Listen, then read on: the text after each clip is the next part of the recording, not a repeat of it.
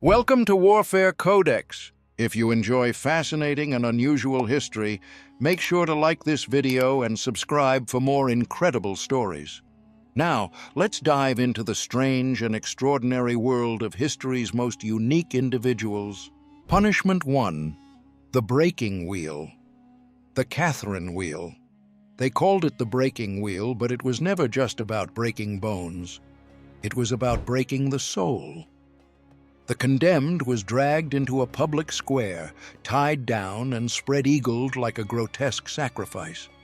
A massive wooden wheel, the kind used on carts and wagons, was lifted high and brought crashing down again and again onto the fragile limbs of the victim. The arms went first, then the legs. One by one, the bones were pulverized, twisted into unnatural angles, snapping with wet, sickening cracks that echoed through the crowd. But this was only the beginning. The mangled body was then threaded between the wheel's spokes, limbs woven through like broken branches.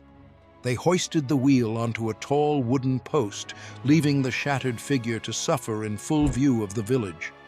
Crows circled. The sun baked the flesh. Death came slowly, sometimes taking 2 or even 3 days. But the crowd stayed, watching, cheering. This was theater, morbid entertainment disguised as divine justice. The church approved it. Nobles demanded it. Children grew up with it.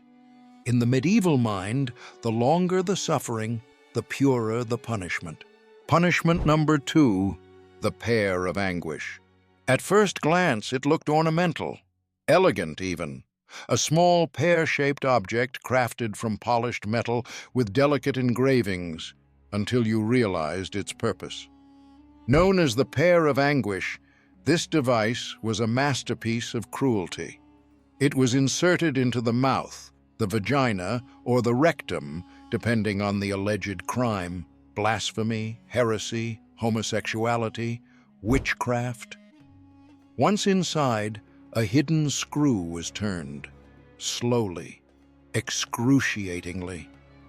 The petals opened outward like a mechanical flower blooming in reverse, tearing muscle, rupturing tissue, destroying organs from the inside out. Victims convulsed in agony, unable to scream when the device was used in the mouth, because their jaws dislocated, their teeth shattered, their tongues split. In other cases, internal bleeding led to a slow, silent death. The device was rarely used to kill. That would have been merciful. It was used to send a message, to humiliate, to mutilate, to erase identity. And when the victim was finally discarded, the same device would be cleaned, oiled, and readied for the next unfortunate soul. It was portable horror, passed from town to town like a cursed relic. Punishment number 3. Rat torture. This one came straight from the fevered imagination of monsters pretending to be men. The victim was bound tightly, stomach exposed, muscles trembling with anticipation. A metal bucket, bottom open, was placed over their bare torso. Inside the bucket, a single live rat. Then the fire began. Torches, coals, red-hot pokers pressed to the back of the bucket. The metal grew hotter and hotter by the second, turning the rat's tiny world into a searing hell. And the only escape? Forward, downward, into the human body beneath it. The rat did what any creature would do. It tried to survive. Its claws dug into the flesh. Its teeth tore through muscle. It burrowed through the abdominal wall with blind, primal terror. The victim screamed, thrashed, sobbed, until shock took over, or infection set in, or the merciful numbness of death finally silenced them. This was not a quick execution. It was a living dissection, performed by an animal driven mad by heat. Used by medieval inquisitors and warlords alike, it was torture turned into performance, fear weaponized in the most grotesque way imaginable. Punishment number 4, flaying alive. There is a reason to be skinned alive still sends a chill down the spine. Flaying was not an exaggeration. It was a calculated, systematic form of torture, used as both punishment and political warning. The victim was tied upright or laid flat, stripped of all clothing, exposed to the air and to the eyes of a hungry crowd. The executioner, often trained like a butcher, began with a small incision, usually at the wrist or neck, and from there, the blade slid beneath the surface. The goal wasn't speed, it was precision, to peel the skin away in a single unbroken sheet. Every inch removed brought fresh screams. Every layer revealed raw muscle, twitching nerves, rivers of blood. Victims rarely lasted more than a few hours. Some died from shock, others from blood loss. But in the most extreme cases, they were kept alive, skinless, blind with pain, long enough to see their own flesh displayed like a gruesome trophy. In Assyria and later medieval Europe, the flayed skin was sometimes nailed to city gates, left to rot as a message. This is what happens to traitors. It was a punishment not meant to kill the body, but to annihilate the self. Punishment number 5, the brazen bull. Imagine stepping into a bronze sculpture shaped like a bull, beautiful, gleaming, and hollow. You're locked inside, no room to move, no air to breathe. Then, from beneath, the fire starts. At first, it's just heat, sweltering, suffocating. Then the metal turns red hot. The air becomes fire. Your skin begins to blister, then blacken, then peel away in sheets. You scream, but no one hears your voice. Because the brazen bull was engineered with a system of acoustic tubes that transformed human screams into something else, something inhuman, something that sounded like the enraged bellow of a dying beast. The crowd would gather to watch and listen. They weren't just witnessing an execution, they were hearing a symphony of torment. The bull moaned, it howled, it sang a dirge of suffering. This ancient invention, born in Greece but revived in later medieval periods, blurred the line between art and atrocity. And in a dark twist of fate, the bull's original inventor, Perilos of Athens, was said to be the first person ever killed by it, locked inside by the very tyrant he gifted it to.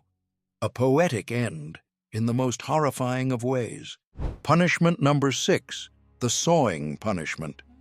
It was a punishment so cruel, so utterly depraved, that it barely sounds real until you realize it happened across cultures, continents, and centuries.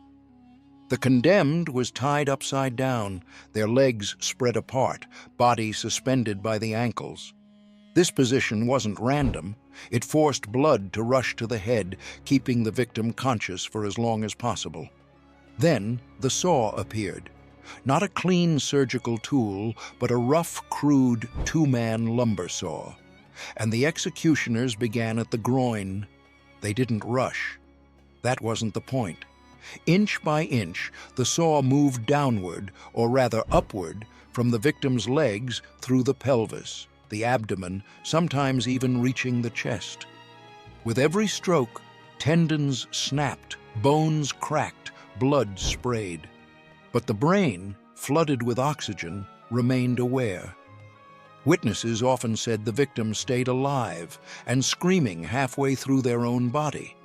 This was punishment for treason, heresy, adultery, any act seen as betrayal. And its message was unmistakable. Your body would be split, just like your loyalty. Punishment number 7, the heretic's fork. Not every punishment spilled blood. Some were designed for silence, for fear. The heretic's fork was a deceptively simple tool. A metal rod with sharp prongs at both ends, fastened between the chin and the chest, or worse, between the throat and the sternum. The result was psychological as much as physical. The victim couldn't speak, couldn't lower their head, couldn't sleep. Every time they tried, the sharpened points would dig into flesh, pierce skin, draw blood.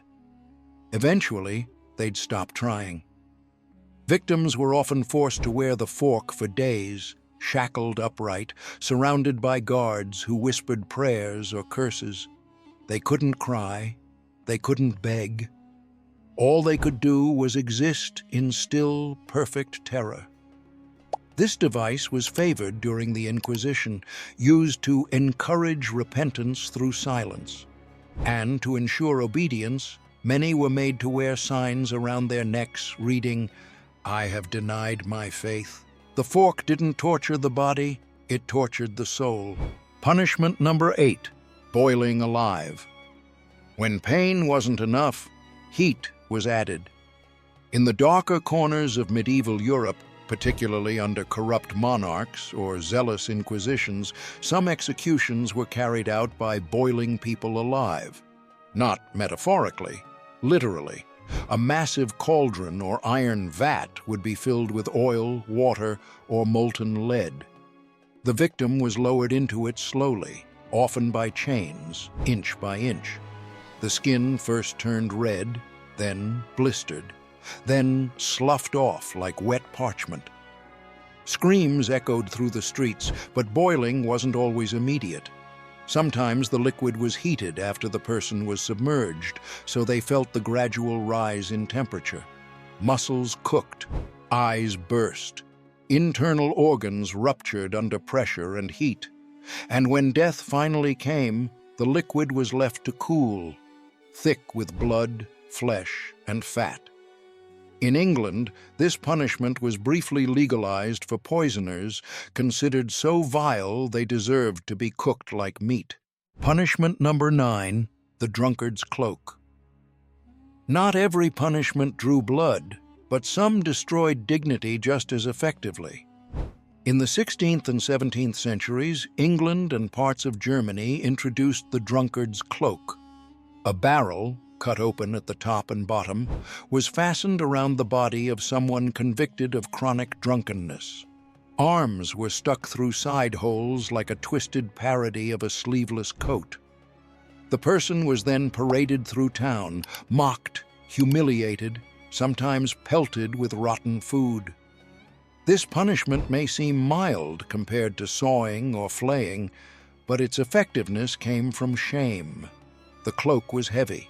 The wood bit into the skin. The townspeople's laughter was louder than any scream. For peasants and laborers, public standing was everything. The cloak made them a walking joke, a living warning. And though few died from it, many never recovered their reputations. Their social death was complete. Punishment number 10, the Iron Maiden. Few punishments are as iconic or as misunderstood as the Iron Maiden. A human-shaped sarcophagus lined with long, cold metal spikes.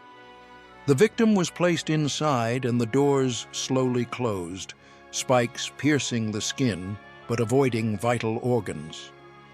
The goal was not instant death. It was containment through pain. The spikes entered the abdomen, the thighs, the chest, enough to wound deeply, but not to kill, not right away. The victim couldn't move, couldn't scream, could barely breathe. Their body pressed against cold metal, nerves on fire, blood dripping down their legs. Hours passed, then days. Infection set in. Hallucinations followed. In some designs, small tubes were built into the maiden so that blood could drip visibly, feeding the legend, feeding the fear. While some historians debate whether Iron Maidens were used widely or merely as symbols of medieval brutality, records from Nuremberg and beyond suggest they were more than just myths. They were tools of terror, physical manifestations of the church and state's absolute power. Thanks for watching Warfare Codex. If you enjoyed this journey into history's strangest figures, don't forget to like, subscribe, and hit the bell icon for more amazing stories. See you in the next one.